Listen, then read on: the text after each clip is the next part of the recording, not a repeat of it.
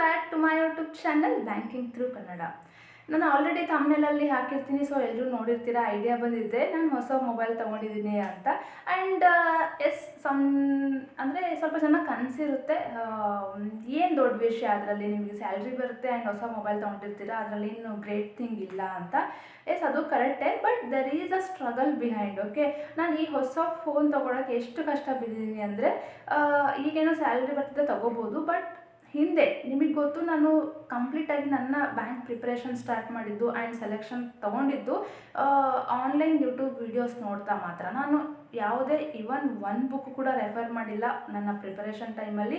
ನಾನು ತುಂಬಾ ಫುಲ್ ಏನಂದರೆ ಯೂಟ್ಯೂಬ್ ವೀಡಿಯೋಸ್ ಮೇಲೆ ಡಿಪೆಂಡ್ ಆಗಿದ್ದೆ ನನ್ನ ಪ್ರಿಪರೇಷನ್ ಟೈಮಲ್ಲಿ.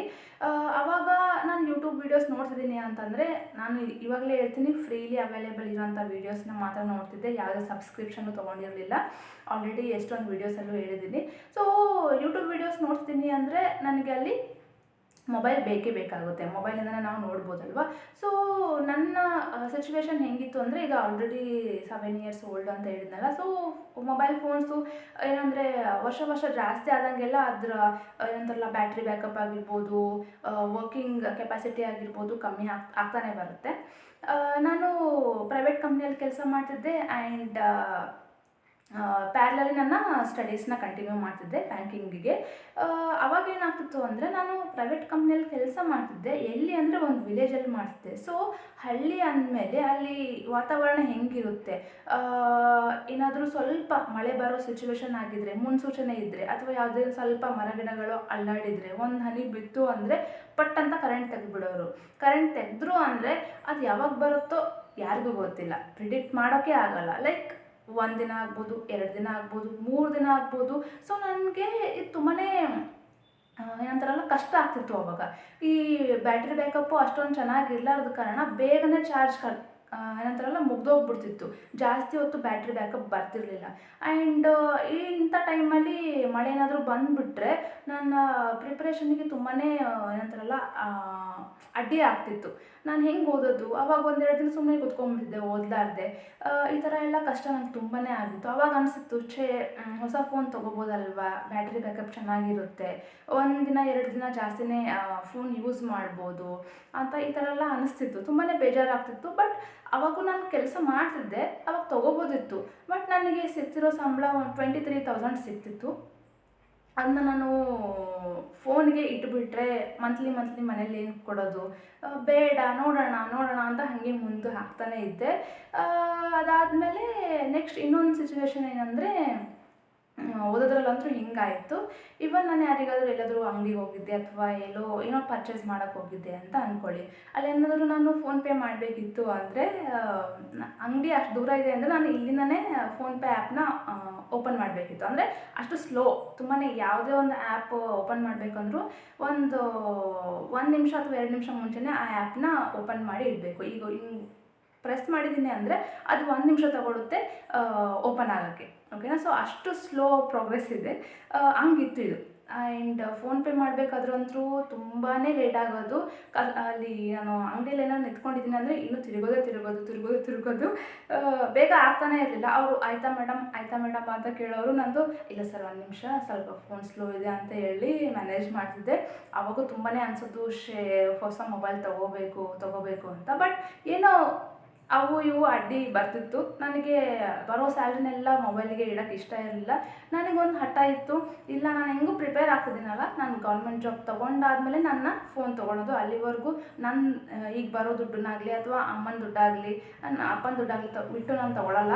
ನಾನು ಗೌರ್ಮೆಂಟ್ ಜಾಬ್ ತೊಗೋಬೇಕು, ಆ ಸಂಬಳದಿಂದಲೇ ನಾನು ಮೊಬೈಲ್ ತೊಗೋಬೇಕು ಅಂತ ತುಂಬಾ ಹಠ ಬಿದ್ದಿದ್ದೆ ನಾನು. ನಮ್ಮ ಮನೆಯಲ್ಲೂ ಅದೇ ಹೇಳ್ತಿದ್ದೆ. ಅವರು ಅಷ್ಟು ಕಷ್ಟ ಆಗ್ತಿದ್ದರೆ ಯಾಕೆ, ಸುಮ್ಮನೆ ಫೋನ್ ತೊಗೋ ಅಥವಾ ಇನ್ಸ್ಟಾಲ್ಮೆಂಟಲ್ಲಾದರೂ ತೊಗೋ, ಸಿಗುತ್ತಲ್ಲ ಈಗೇನು ಅಂತ ಅಂತಿದ್ರು. ಬಟ್ ನಾನು ಇಲ್ಲ, ನೋಡೋಣ, ಎಷ್ಟು ದಿನ ಹೋಗುತ್ತೋ ಅಷ್ಟು ದಿನ ಇದನ್ನೇ ಬಳಸೋಣ, ನಾನು ಗೌರ್ಮೆಂಟ್ ಜಾಬ್ ತೊಗೊಂಡಾಗೆ ತೊಗೋಬೇಕು, ಅದು ಒಂಥರ ಚೆನ್ನಾಗಿರುತ್ತೆ ಅಂತ ನಾನು ತುಂಬಾ ಫರ್ಮ್ ಡಿಸಿಷನ್ ತಗೊಳ್ಳೋದೇ ಇಲ್ಲ ಅಂತ. ಆ್ಯಂಡ್ ಈ ಫೋನ್ನಲ್ಲಿ ನನಗೆ ತುಂಬಾ ಅಟ್ಯಾಚ್ಮೆಂಟ್ ಇದೆ, ಯಾಕೆಂದರೆ ಕಂಪ್ಲೀಟಾಗಿ ನನ್ನ ಬ್ಯಾಂಕಿಂಗ್ ಪ್ರಿಪ್ರೇಷನ್ ಮಾಡಿರೋದು ಇದೇ ಒಂದು ಫೋನಲ್ಲಿ. ಎಷ್ಟೊಂದು ವೀಡಿಯೋಸ್ ನೋಡಿದ್ದೀನಿ ಈ ಫೋನಿಂದ.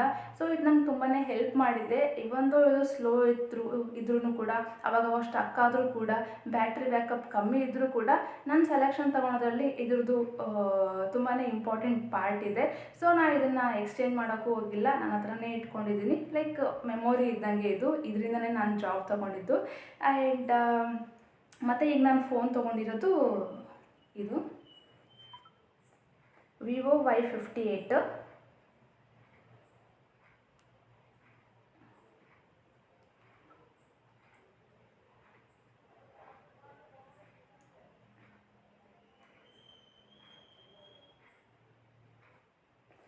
ಸೊ ಇದು ಅರೌಂಡ್ 20,000 ನನಗೆ ಬಿತ್ತು. ಇನ್ನೂ ಚೆನ್ನಾಗಿರೋ ಅಂದರೆ ಜಾಸ್ತಿ ಪ್ರೈಸಲ್ಲಿರೋ ಫೋನೇ ತೊಗೋಬೋದಿತ್ತು. ನನಗೆ ಹೆಂಗೆ ಅಂದರೆ ಗ್ಯಾಜೆಟ್ಸ್ ಮೇಲೆ ತುಂಬ ದುಡ್ಡು ಇಡೋದು ನನಗೆ ಇಷ್ಟ ಆಗಲ್ಲ. ಇವನ್ ಫೋನ್ ಕೂಡ ನಾನು ಒಂದು 15,000ದಲ್ಲಿ ತೊಗೊಳ್ಳೋಣ ಅಂತಲೇ ಅಂದ್ಕೊಂಡೆ.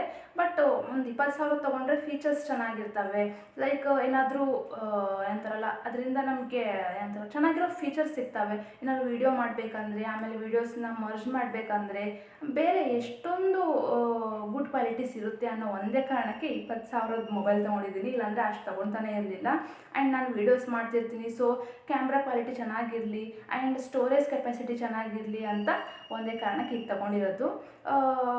That's it. ಮತ್ತು ಬೇರೆ ಏನು ನನಗೆ ಫೋನಿಗೋಸ್ಕರ ಜಾಸ್ತಿ ದುಡ್ಡು ಇಡೋದು ಇಷ್ಟ ಇಲ್ಲ. ಒಬ್ಬರು ಲಕ್ಷ ಇಡ್ತಾರೆ, ಅದು ತಗೋ ಇದು ತಗೋ ಅಂತ ಹೇಳ್ತಾರೆ. ಬಟ್ ನೋ, ವೀಡಿಯೋ ಕ್ವಾಲಿಟಿ ಚೆನ್ನಾಗಿದೆನಾ, ಚೆನ್ನಾಗಿ ಕ್ಯಾಮ್ರಾ ರೆಕಾರ್ಡ್ ಮಾಡ್ತಿದ್ದೇನಾ, ಸ್ಟೋರೇಜ್ ಚೆನ್ನಾಗಿದೆನಾ, ಹ್ಯಾಂಗ್ ಜಾಸ್ತಿ ಆಗಬಾರ್ದು. ಸೊ ಹಂಗಂತ ನೋಡಿ ನಾನು ಇದು ಇಷ್ಟ ಆಯಿತು, ಸೊ ಇದನ್ನೇ ತಗೊಂಡೆ ಅಷ್ಟೇ. ಇನ್ನೂ ಈ ವಿಡಿಯೋ ಮಾಡೋಕ್ಕೆ ಏನಿಲ್ಲ. ನಿಮಗೂ ಏನಾದರೂ ಈ ಥರ ಇತ್ತು ಅಂದರೆ ಇದನ್ನೇ ನೀವು ಮೋಟಿವೇಶನ್ ಆಗಿ ತಗೊಳ್ಳಿ. ನಿಮಗೂ ಒಂದಲ್ಲ ಒಂದಿನ ಗೌರ್ಮೆಂಟ್ ಜಾಬ್ ಬಂದೇ ಬರುತ್ತೆ. ಇಫ್ ಇನ್ ಕೇಸ್ ನೀವು ನಿಮ್ಮ ಏನಂತಾರಲ್ಲ ಕನ್ಸಿಸ್ಟೆನ್ಸಿ ಬಿಡಲಾರ್ದಂಗೆ ಓದ್ತಾ ಇದ್ದೀರಾ ಅಂದರೆ ನಿಮಗೆ ಜಾಬ್ ಸಿಗೋದಂತೂ 100%. ಅದರಲ್ಲಿ ಮಾತ್ರ ಬೇರೆ ಡೌಟೇ ಇಲ್ಲ. ಯಾಕೆಂದರೆ ನಾನು ಎಷ್ಟೊಂದು ಸಲ ಎಕ್ಸಾಮ್ನ ಬರೆದು ಕೊನೆಗೆ ಫೈನಲಿ ಸೆಲೆಕ್ಟ್ ಆಗಿದ್ದೀನಿ RRB PO ಆಗಿ. ಆ್ಯಂಡ್ ನಿಮಗೂ ಆ ಒಳ್ಳೆಯ ದಿನ ಬಂದೇ ಬರುತ್ತೆ. ಬೇಜಾರಾಗಲೇಬೇಡಿ. ಇಷ್ಟೊಂದು ಅಟೆಂಪ್ಟ್ಸ್ ಕೊಡ್ತಿದ್ದೀನಿ, ಆಗ್ತಿಲ್ಲ, ಸ್ವಲ್ಪರಲ್ಲೇ ಮಿಸ್ ಆಗ್ತಿದೆ ಅಂತ. ಒಂದಲ್ಲ ಒಂದಿನ ನಿಮ್ಗಂತಲೇ ಇದ್ದೇ ಇರುತ್ತೆ. ಸಕ್ಸೀಡ್ ಆಗೇ ಆಗ್ತೀರಾ. ಬಟ್ ಬೇಜಾರಾಗಬೇಡಿ, ಕಂಟಿನ್ಯೂ ಆಗಿ ನಿಮ್ಮ ಪ್ರಯತ್ನ ಇರಲಿ.